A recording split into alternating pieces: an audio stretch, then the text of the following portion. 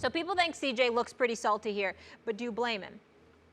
Well, I don't blame him, but I do appreciate his tweet, because if you said something months ago and then it resurfaces now like you just said it yesterday or whatever the case may be, it does make you look worse than you actually should, because you commented about it a long time ago and you let it go, and somebody's bringing it up as if you're still harping on it. So I definitely appreciate his clarification in that regard. What I will say, however, is that I don't think he should be having his podcast, inviting guys on, and then allowing this kind of stuff to circulate about him, because it does make him look bad. But I don't have a problem with his frustration here. What CJ McCollum, who was a career 17-point per game scorer, averaged 21 last year, obviously the second best player on the team in Portland, and dropped some dimes in the playoffs against the Pelicans. What he's saying here is that I want to compete against guys, not join them. Part of recognizing your level of greatness is going up against greatness as opposed to joining forces with them. And it's one thing for it to happen.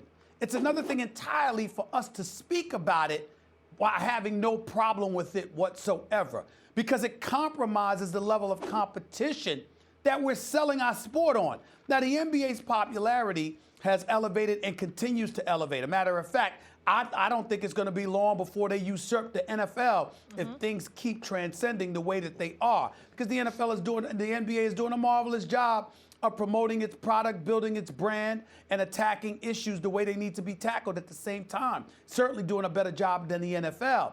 But the flip side to it is that you want to see guys spread out so you can contribute to selling the sport by saying these guys are going up against these guys. And when there's an absence of that in any way, particularly when you have stars or guys on the rise, literally in the NBA, literally speaking against these things, then it elevates the level of substance to the argument against that stuff going on. And that's what I think we have to pay attention to here with CJ McCollum, Max. He's a frustrated individual, because who's coming to Portland as a free agent of their own free will? What star do you know is going to say, you know what, I'm going to roll to Portland and join my man Damian Lillard and CJ McCollum in Portland? They ain't trying to do that, which is why Damian Lillard, even though he loves Portland, wouldn't mind being in LA, but even more so wouldn't mind being in New York. Hear that, kids? LA or New York, Damian Lillard. Wouldn't mind either one.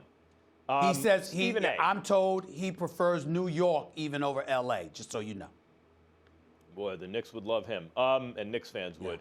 CJ McCollum is essentially saying, let the fates decide. He doesn't want to take responsibility for which team he winds up on. I understand that. A lot of players feel, we're talking about baseball before, old school about that. You know, if luck decides it, you get drafted to a team whose superstar was injured, so they picked first in the draft, and they lucked out in the lottery, and they take you, and then the superstar comes back, Tim Duncan, you know, gets to play with David Robinson, and win championships.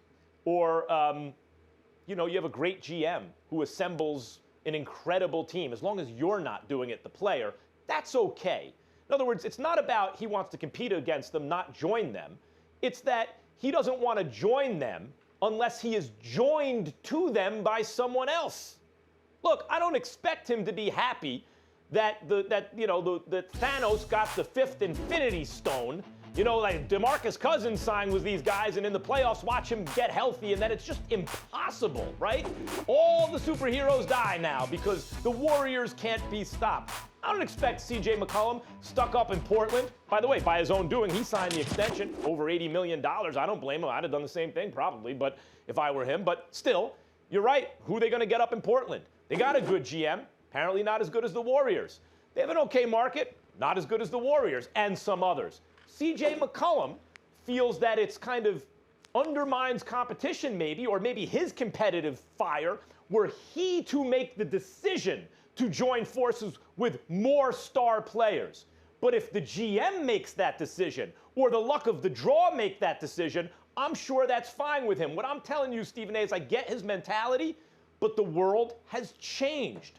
LeBron James has empowered players and kind of change the culture around that enough where they don't have to just rely on the fact that they got drafted luckily or to a team with a good GM. They can take control of their own fate, and if they don't happen to wind up on a good team, they can create stay right one. there. Stay right there, because that's what CJ McCollum is speaking of when he uses the word disgusting. Yes, you can't control what a general manager does, what an owner does, if they have your rights. And you can't control you feeling the need to grab your money while you can because you're not a free agent yet, and you look at the landscape and the money may not potentially be there for you if you don't grab it at the moment that you elect to grab it. Those are things that are out of your control. You have to adjust and adapt to the circumstances that are presented to you.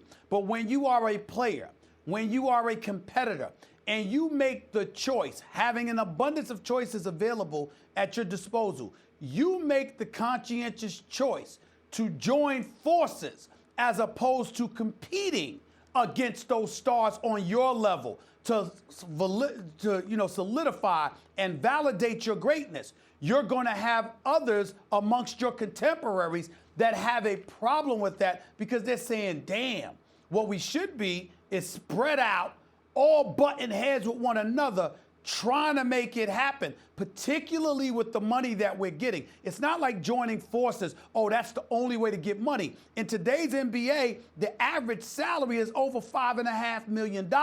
Guys are signing deals for over $200 million. So you're getting the money and still electing to join forces instead of competing, and a player has a right to have a problem with that.